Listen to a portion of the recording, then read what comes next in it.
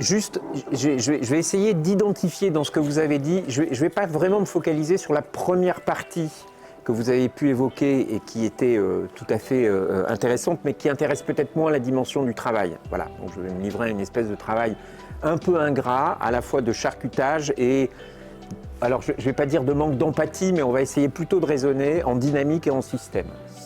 Dans l'histoire que vous nous avez, et qui est la vôtre, que vous nous avez racontée, et ça c'est un grand classique qu'on peut retrouver à la fois dans des études et dans le recueil des témoignages de personnes qui sont malades, et notamment de pathologies chroniques, c'est qu'en fait on assiste à une rupture de trajectoire. C'est vos mots, je crois, vous dites à un moment donné, ma vie a été complètement bouleversée. Alors elle est bouleversée au plan personnel, mais elle est aussi bouleversée un peu plus tard au plan professionnel, puisque même vous aviez une réunion, une présentation très importante à faire, et vous vous retrouvez dans une optique où vous dites, finalement c'est terrible, je ne vais pas pouvoir la faire.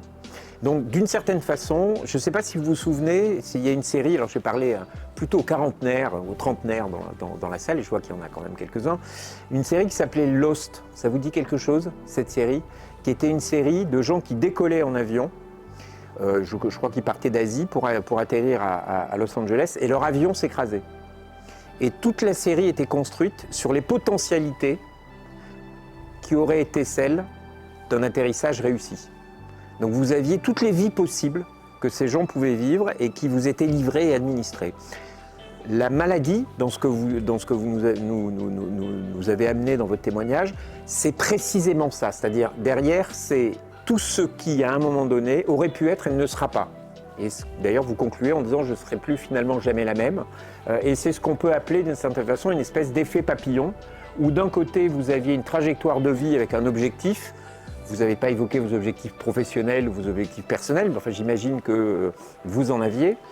Et de fait, la maladie vient créer une forme d'effet papillon qui fait qu'à l'arrivée, vous avez deux solutions. Vous avez une première solution qui est de dire « je ne vais pas y arriver, je vais m'en plaindre ou m'en lamenter ». Et vous faites le parti inverse qui est de dire finalement, il y a un effet papillon, ma vie ne sera pas la même, je vais faire quand même en sorte de prendre le parti d'eux. Mais enfin, peu importe. Cet effet papillon qui fait qu'on change de trajectoire, la patiente le vit, mais dites-vous aussi que l'organisation dans laquelle vous travaillez le vit aussi.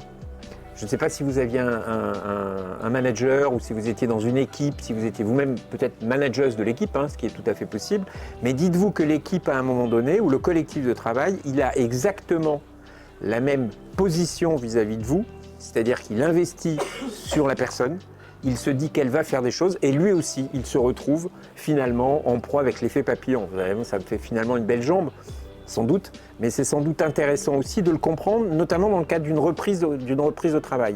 Donc dans un cas comme dans l'autre, vous allez vous retrouver, lorsque vous vous retrouvez dans une situation de retour à la vie professionnelle, dans une situation qui est une situation qui de toute façon ne sera jamais celle qui était initialement celle que vous connaissiez. Voilà. Ni pour le collectif, ni pour vous. Ça ne veut pas dire qu'elle sera dramatique ou dramatiquement négative, ça veut dire qu'elle ne sera plus la même. Voilà, Et c'est sans doute une des raisons pour lesquelles, d'ailleurs, chez certaines patientes, ça peut être une cause le travail peut être une cause de charge mentale. On a mené une étude, Juris Santé fait partie d'un collectif qui s'appelle le collectif 1310, qui est un collectif dédié à un plaidoyer et à une mobilisation sur les femmes vivant, pour les femmes vivant avec un cancer du sein métastatique. Ça me fait toujours rire parce qu'en fait, il n'y a que des femmes dans ce collectif et moi je suis le seul homme et à chaque fois que j'en parle, j'ai l'impression de faire du mansplaining, mais c'est pas grave, ne m'en vouillez pas par avance. Et en fait, on s'aperçoit dans le cadre de cette étude que le travail est la première cause de charge mentale pour les femmes vivant avec un cancer du sein métastatique. De toutes les dimensions personnelles, affectives, financières, sociales, le travail figure comme le premier facteur de dégradation de la qualité de vie. On a interrogé 3000 personnes, je parle que le contrôle domique, mais on a interrogé 3000 personnes, 3000 femmes qui vivent avec un cancer du sein métastatique, donc quelque chose d'extrêmement robuste. Et le facteur de dégradation majeur, c'est la question du travail.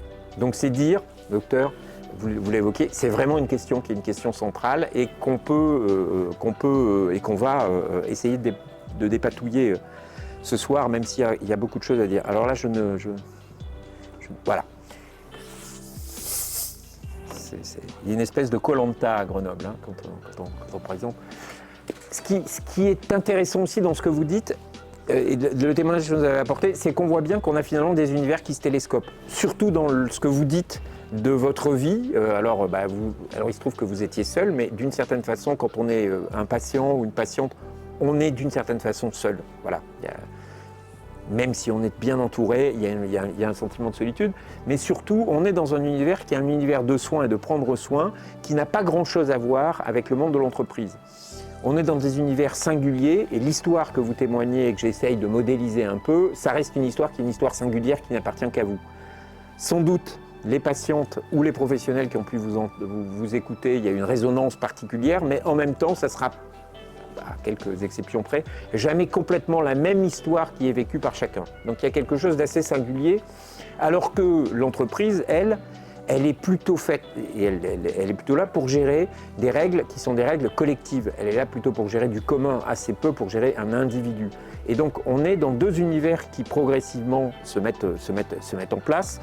Un univers qui est dominé par un sentiment d'affect, de dépendance pour le patient, dépendance au traitement, ce que vous dites très bien, hein, j'allais voir le pharmacien, j'étais chez moi, et alors que dans l'entreprise, on va plutôt, enfin, à part quelques rares exceptions, être plutôt dominé par une certaine forme de rationalité, je vais essayer, voilà, une certaine forme de rationalité et finalement le sentiment d'autonomie, et avec là où le patient peut se sentir seul, plutôt une équipe. Alors vous allez me dire, évidemment, il y a des gens qui sont indépendants ou qui travaillent dans une entreprise où ils sont deux, mais globalement, voilà, il y a le sentiment du réseau ou de l'équipe. Et c'est donc deux rythmes qui commencent à s'installer, et ces deux rythmes extrêmement différents. Donc on a un point de départ et un point de chute qui sont différents au départ, on a des rythmes qui se mettent en place et qui sont différents, on a des codes qui eux-mêmes sont différents.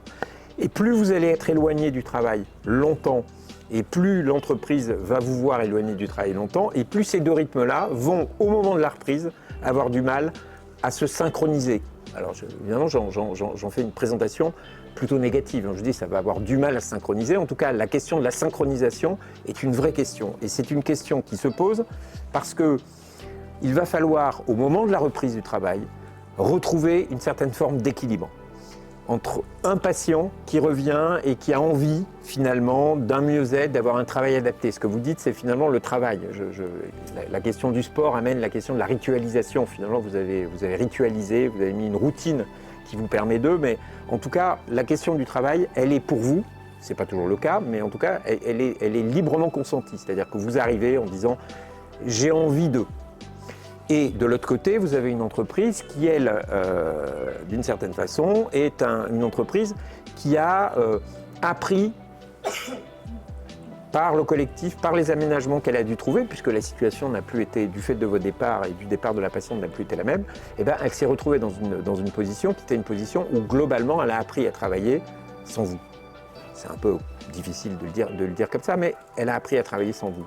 D'un côté, vous avez un patient qui a très envie d'arriver, et de l'autre côté, vous avez un collectif de travail qui a appris à travailler sans vous. Et là, on a deux figures qui sont généralement deux figures qui encadrent la question qui est celle du retour au travail. C'est que très souvent, une patiente qui revient au travail, après une longue absence, elle a ce qu'on peut qualifier, parfois abusivement, mais en tout cas même parfois trivialement, du syndrome de l'imposteur. La question que se pose une patiente, en général, un patient, même en absence longue, c'est est-ce que je vais être encore capable d'eux? Est-ce que finalement, le rythme nouveau, le temps long que j'ai pu passer ne m'a pas privé des capacités qui étaient les miennes? Est-ce que je vais être à nouveau capable d'occuper la place qui était la mienne? Et est-ce que finalement, ce retour, c'est pas une forme de mystification? Voilà, ce que vous n'avez pas trop abordé, je ne sais pas si c'est ce que vous avez vous-même ressenti, mais il y a souvent les affres du retour, c'est autour de est-ce que j'en suis encore capable? Et puis, de l'autre côté, du côté de l'entreprise, mais ça c'est la règle des systèmes. Quand dans un système, vous avez appris, dans n'importe quelle organisation, vous avez appris à vous passer d'une personne, le retour de cette personne, quand bien même il est attendu, effectivement il peut être attendu, peut poser problème. Quand vous amenez de la désorganisation dans un système organisé, et bien finalement vous amenez de la désorganisation. Donc la figure qu'on peut convoquer à ce niveau-là, c'est la figure du syndrome de l'intrus, d'une certaine façon. Voilà. Et donc, il y a un imposteur et un intrus qui vont devoir cohabiter petit à petit se mettre en place et commencer à renouer les fils du dialogue avec, et j'en arrêterai là parce que sinon, après Dominique, je vais passer ta parole, mais avec, juste, je m'arrêterai là-dessus, le fait qu'à un moment donné, on va devoir convoquer pour la collaboratrice ou le collaborateur, enfin là, dans le cas présent, c'est plutôt la collaboratrice, 3 dimensions qui sont les 3 dimensions de n'importe quel collaborateur, quand il revient et quand il est au travail. Ce qui va être questionné, c'est la capacité qui est la sienne, c'est-à-dire est-ce qu'il est encore capable, est-ce qu'il a le pouvoir de faire les choses. Et effectivement, est-ce qu'il sera capable de résister à la pression? Est-ce qu'il sera capable de pouvoir être là tous les jours? Est-ce qu'il sera capable, et donc à un moment donné, de pouvoir continuer le travail qui était le sien? Donc il y a un premier registre qui est le registre du pouvoir. Le deuxième registre qui est le registre de la volonté, c'est-à-dire est-ce qu'il va avoir au moment où il revient, et vous témoignez d'ailleurs d'une forme de transformation, hein, enfin, dans votre vie, vous dites finalement, j'ai décidé de voir résolument et positivement la vie telle qu'elle est, et donc vous avez d'une certaine façon une volonté de vous impliquer. Mais ce n'est pas toujours le cas, vous pouvez aussi avoir une volonté qui est une volonté en recul. C'est est-ce que finalement le collaborateur qui revient a une volonté sincère et raisonnable de s'engager, et puis un troisième aspect qui est la question de la connaissance, du savoir, c'est-à-dire est-ce qu'il a derrière, est-ce qu'il n'a pas été trop longtemps éloigné de l'emploi? Est-ce que pendant les 6, 8, 10 mois, et dans votre cas c'est quasiment 2 ans, 2 ans et demi d'éloignement, est-ce que l'entreprise n'a pas complètement bougé? Est-ce qu'il n'y a pas des nouvelles organisations qui sont mises en place? Est-ce que par exemple il y a des nouveaux logiciels? Est-ce qu'il y a des nouveaux marchés? Est-ce qu'il y a des nouveaux produits? C'est-à-dire finalement le risque est possible de décrochage. Et de façon permanente, pour ça qu'on appelle ça les 3 piliers du bonheur, c'est que vous êtes un collaborateur et globalement une personne parfaitement alignée quand vous arrivez à être dans une situation où la volonté peut compter sur les capacités qui elles-mêmes peuvent compter sur le savoir. Je vous prends volontairement pour que vous compreniez définitivement bien ce petit schéma qui est utile, il me semble, pour toutes les patientes qui sont là et peut-être aussi pour ceux qui les accompagnent, qui est de se dire, parce que derrière vous voyez le questionnement qui est le questionnement sous-jacent. Mais je vais quitter le monde du travail. Je suis dans la rue et j'ai envie de prendre tout d'un coup, j'ai envie de prendre un café. Vous voyez, voilà, il faisait très beau cet après-midi. J'ai envie de prendre un café, donc j'ai la volonté de le faire. Je touche ma poche, j'ai de l'argent, j'ai le moyen de pouvoir me payer le café. Et en plus, je connais une petite terrasse très sympathique à l'ombre. Et avec le soleil, ça va être un moment formidable. Au moment où je vais aligner ma volonté, ma capacité et mon savoir, je vais passer un moment extrêmement agréable. Qu'un de ces aspects-là vienne à manquer, et mon bonheur, d'une certaine façon, sera plus ou moins entaché. La volonté, si je n'ai pas, la question ne se posera pas. Si je n'ai pas d'argent, je ne pourrai pas avoir de café. Si je ne connais pas d'endroit, je ne pourrai pas passer un moment sympathique.